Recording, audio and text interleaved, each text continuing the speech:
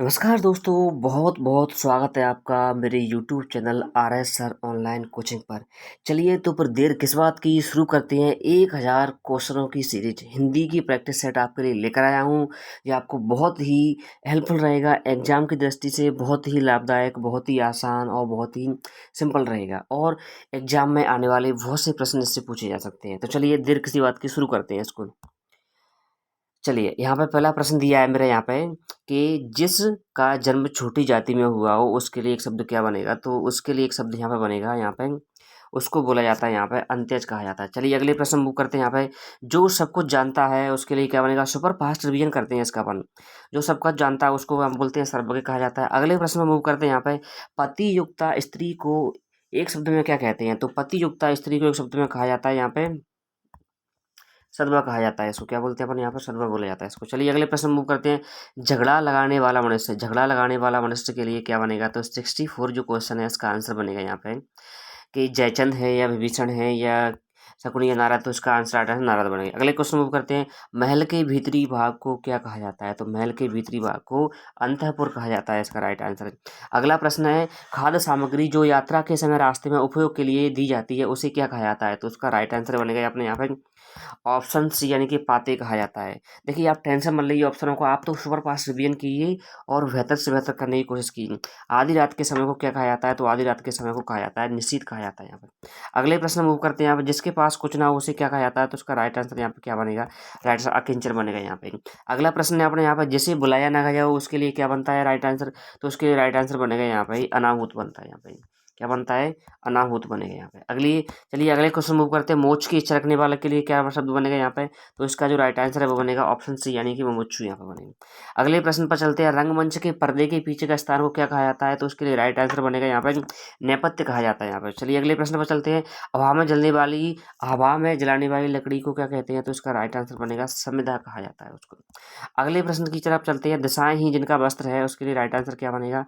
इसका option C है दिगंबर है, दिगंबर लगता है। दिशाएं ही जिनका वस्त्र है दिगंबर लगता है। जिसका जन्म कन्या के गर्भ से हुआ हो, जिसका जन्म कन्या के गर्भ से हुआ हो उसे क्या कहा जाता है? तो उसका राइट आंसर बनेगा ऑप्शन सी बनेगा खानिन कहा जाता है। अगले प्रश्न में चलते हैं, पेट की अग्नि के लिए क्या आता है? तो उसका राइट आंसर बनेगा ऑप्शन सी यानी कि जठराग्नि कहा जाता है इसको। अगले प्रश्न की तरफ जाते हैं, जिस पुरुष की पत्नी साथ नहीं है उसे क्या कहा जाता है? तो उसका राइट आंसर बनेगा यहाँ पे विपत्नी को बनेगा यहाँ पे। अगला प्रश्न है, जिस पेड़ के पत्ते झड़ गए हैं उसे क्या कहा जाता है? तो इसका राइट आंसर बनेगा ऑप्शन बी यानी कि अपर्णा कहा जाता है इसको। चलिए अगला प्रश्न है, तैरने की इच्छा को क्या कहते हैं? तो इसका राइट आंसर बनेगा तितीर्षा कहा जाता है इसको। चलिए अगले प्रश्न पर चलते हैं, जो स्त्री सूर्य भी न देख सके उसे क्या कहा जाता है? तो उसके लिए राइट आंसर बनेगा यहाँ पे ऑप्शन यहाँ पे बनेगा डी सूर्यपश्या बनेगा यहाँ। चलिए अगले प्रश्न पर मूव करते हैं, यहाँ पे जो युद्ध में स्थिर रहता है उसे क्या कहा जाता है? तो उसके लिए राइट आंसर बनेगा युधिष्ठिर कहा जाता है इसको। चलिए अगले प्रश्न मूव करते हैं, जो हमेशा रहने वाला है उसके लिए क्या कहते हैं यहाँ पे? तो उसका राइट आंसर बनेगा शाश्वत होता है यहाँ पे। अगले प्रश्न पर चलते हैं, हाथी की पिठ पर रखे जाने वाले आसन को क्या कहते हैं अपन? तो उसको बोला जाता है यहाँ पे हौद। इसका राइट आंसर बनेगा ऑप्शन बी यहाँ पे। चलिए जिसे प्रमाण द्वारा सिद्ध न किया जा सके उसके लिए क्या बनेगा यहाँ पर? तो उसके लिए राइट आंसर बनेगा अनुप्रमेय बनेगा कि अप्रमाणिक या अप्रमेय। तो इसका ऑप्शन बनेगा सी यानी कि यह बनेगा यहाँ पे अप्रमेय बनेगा इसका यहाँ पे ऑप्शन बनेगा सी अप्रमेय। चलिए अगले क्वेश्चन में मूव करते हैं, यहाँ पे अपन उपनिवेश से संबंध हो जिसका उसी को कहा जाता है औपनिवेशिक कहा जाता है। ऑप्शन बी इसका आंसर है, ध्यान देना। इनमें से एक प्रयोज्य शब्द क्या है? असूर्यपस्या। असूर्यपस्या का मतलब होता है वे प्राणी जिन्होंने सूर्य का दर्शन नहीं कर पाए उसे कहा जाता है अपर्यपस्या। उत्तराधिकार में प्राप्त संपत्ति को क्या कहा जाता है? तो उत्तराधिकार में संपत्ति प्राप्त हुई उसे वसीयत कहा जाता है।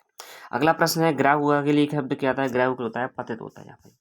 ग्राह हुआ के लिए आता है पतित, यानी पतित है वो यहाँ पे जी दिया, ठीक है, यहाँ पतित दिया है। अगला प्रश्न है यहाँ पे, निम्नलिखित वाक्य खंडों में से एक के लिए प्रयुक्त होने वाला शब्द है स्वयंसेवक। स्वयंसेवक का मतलब क्या होता है? इसका राइट आंसर ऑप्शन सी यानी कि अपनी इच्छा से दूसरों की सेवा करने वाला। चलिए अगले प्रश्न पर चलते हैं अपन यहाँ से, गुरु के समीप रहकर शिक्षा ग्रहण करने वाला, इसके लिए ऑप्शंस बनते हैं यहाँ पे अंतेवासी कहा जाता है उसको। चलिए अगला प्रश्न है, अपना उद्देश्य पूर्ण होने पर संतुष्ट ऐसे व्यक्ति के लिए शब्द क्या बनेगा? तो वो होता है ऑप्शन यहाँ पर डी बनेगा यानी कृतार्थ। आई होप आपको 30 क्वेश्चन की ये सुपर फास्ट सीरीज बहुत अच्छी लगी हुई। अगर आपको बहुत अच्छा लगा तो अपने फ्रेंड्स को बताइए, इसको लाइक कीजिए, सब्सक्राइब कीजिए और अपना ख्याल रखिए। Take care, bye bye.